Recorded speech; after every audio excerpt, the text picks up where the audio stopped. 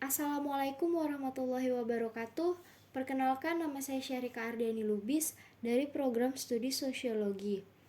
Pada kesempatan kali ini, mata kuliah Sosiologi Politik, saya akan membahas salah satu materinya, yaitu sosialisasi politik.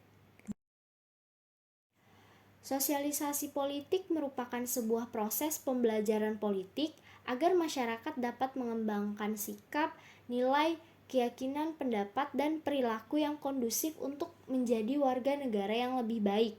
Memang pada dasarnya, sifat manusia ini adalah tidak akan pernah puas untuk belajar akan suatu hal yang belum diketahuinya, seperti belajar mengenai norma-norma untuk dapat beradaptasi dengan lingkungan sosialnya.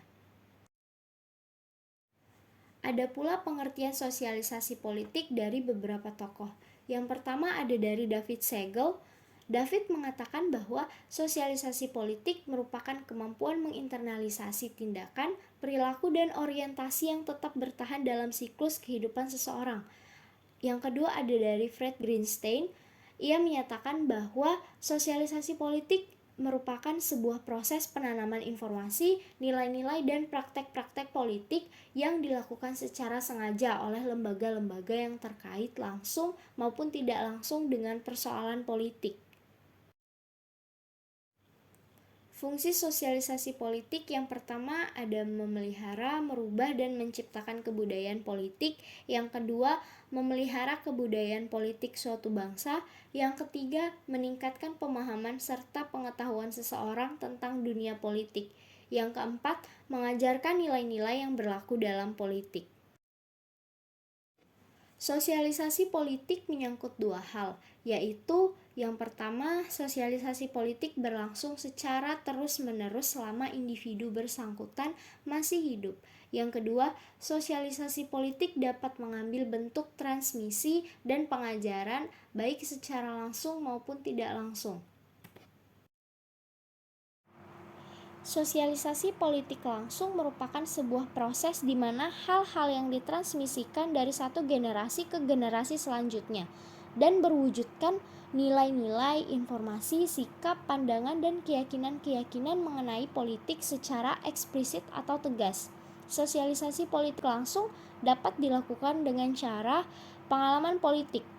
Contohnya itu seperti keterlibatan langsung seseorang dalam kegiatan partai politik. Yang kedua ada pendidikan politik.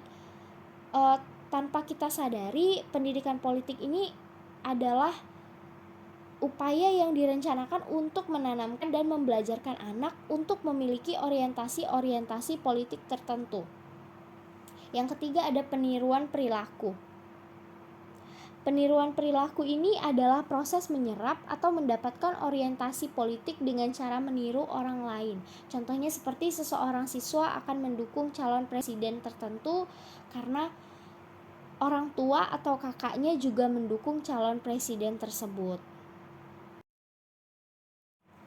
Sosialisasi politik tidak langsung merupakan sebuah proses di mana seorang individu untuk pertama kalinya mewarisi hal-hal yang bersifat non-politik, dan ini di kemudian hari akan menentukan pandangan politik seseorang. Cara sosialisasi politik tidak langsung, yang pertama ada magang. Magang merupakan bentuk aktivitas sebagai sarana belajar. Magang di tempat-tempat tertentu atau organisasi non-politik dapat mempengaruhi orang ketika berhubungan dengan politik. Yang kedua ada pengalihan antar individu.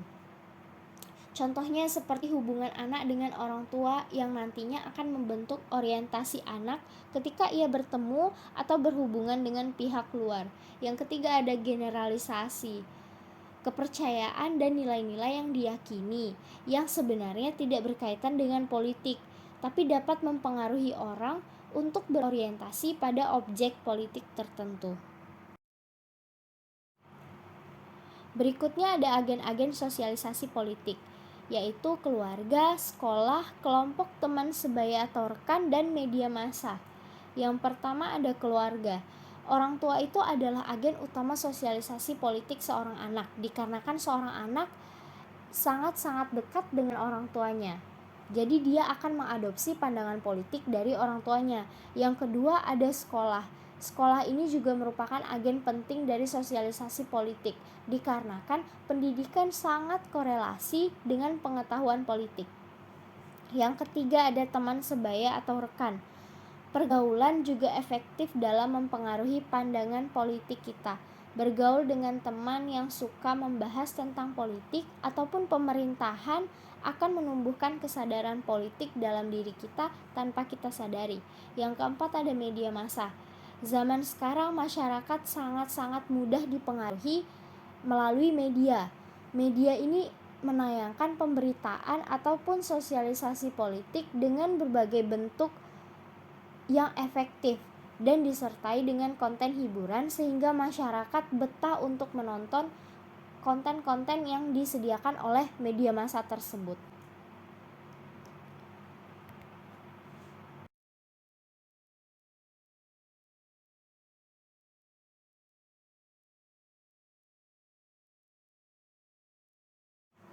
Baiklah, sekian penjelasan materi dari saya. Atas perhatiannya saya ucapkan terima kasih. Assalamualaikum warahmatullahi wabarakatuh.